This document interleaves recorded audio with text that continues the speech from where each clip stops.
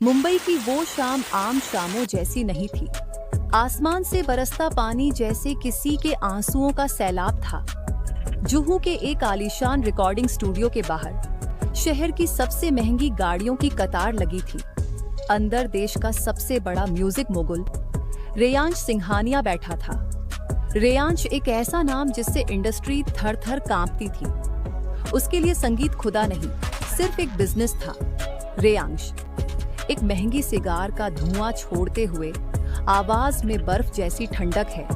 Manager, मैंने कहा था मुझे वो आवाज चाहिए जो पत्थर को भी रुला दे। लेकिन तुम ये क्या कचरा लेकर आए हो?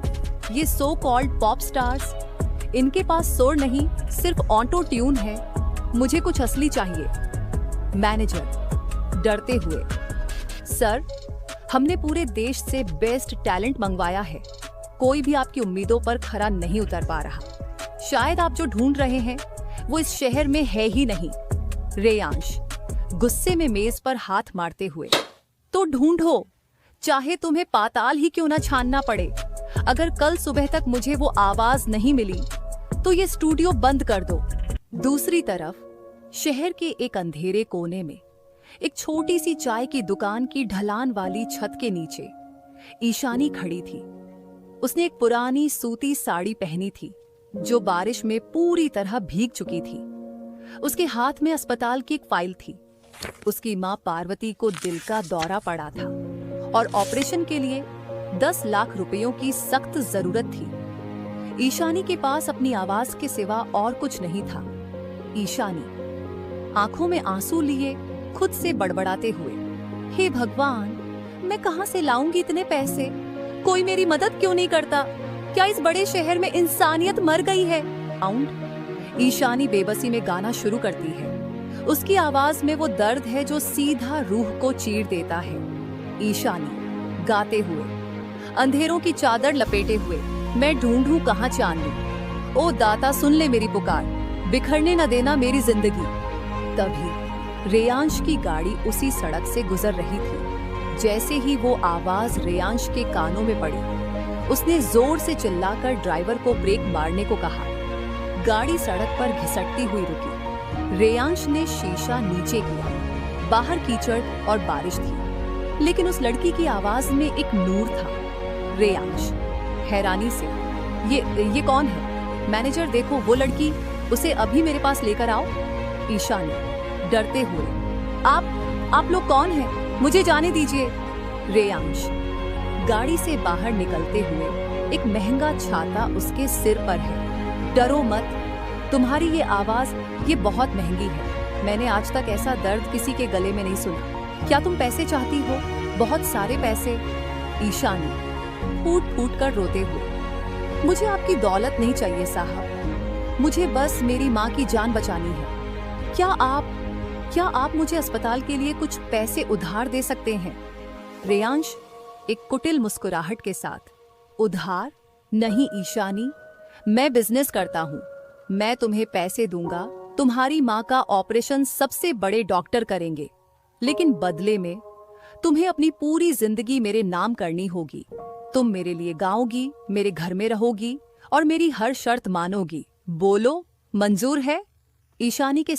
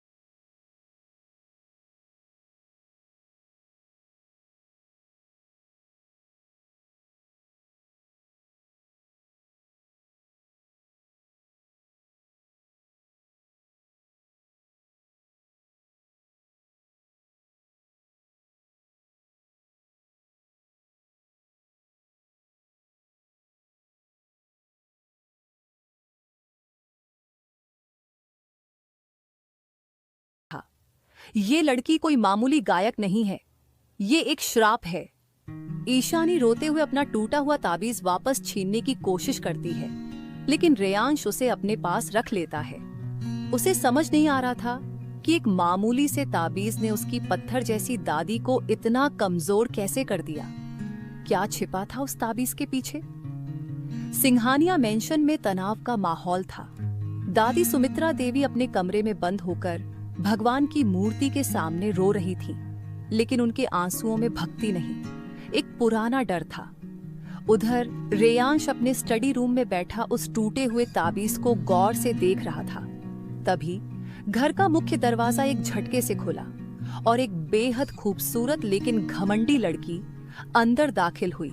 वो थी माया, रेयांश की बचपन की दोस्त और इंटरनेशनल पॉप स्टार। माया चिल्लाते हुए, रेयांश डार्लिंग, कहाँ हो तुम? देखो, तुम्हारी माया लंदन से वापस आ गई। रेयांश के कमरे का दरवाजा खुलने की आवाज। रेयांश बाहर आता है।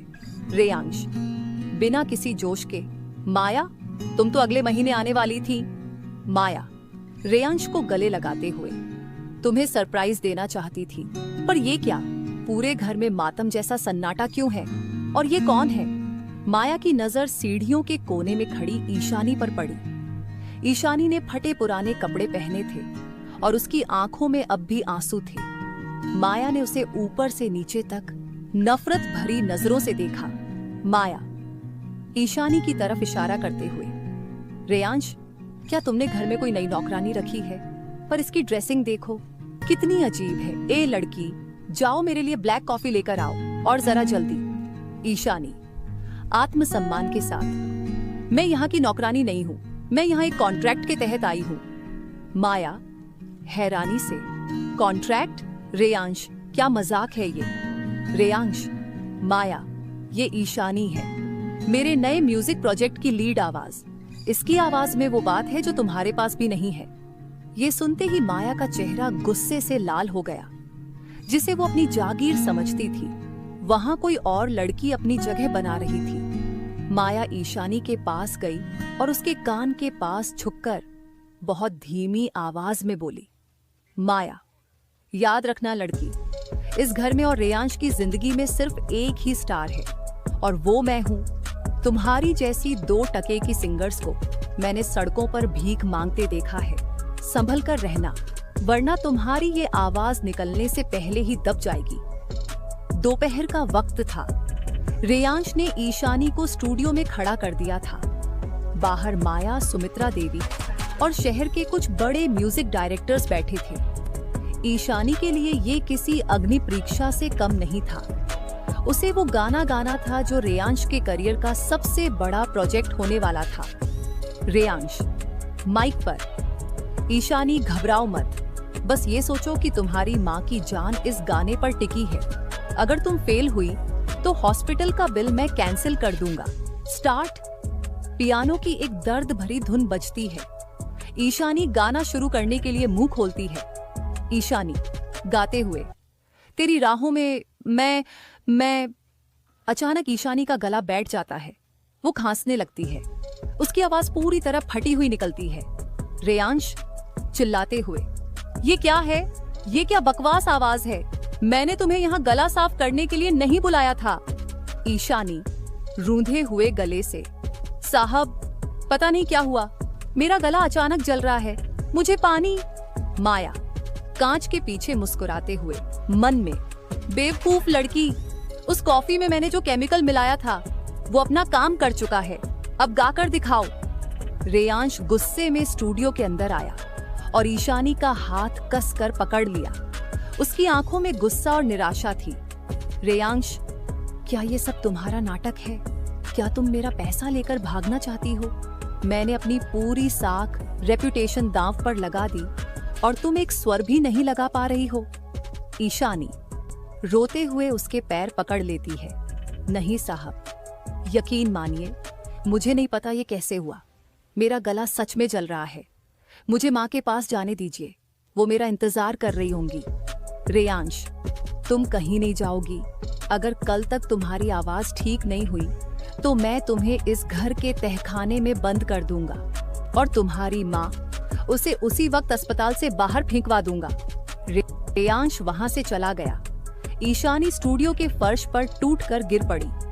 तभी दादी सुमित्रा देवी दबे पांव अंदर आई। उन्होंने ईशानी के सिर पर हाथ रखा, पर उनकी आंखों में ममता नहीं, एक गहरी साजिश थी।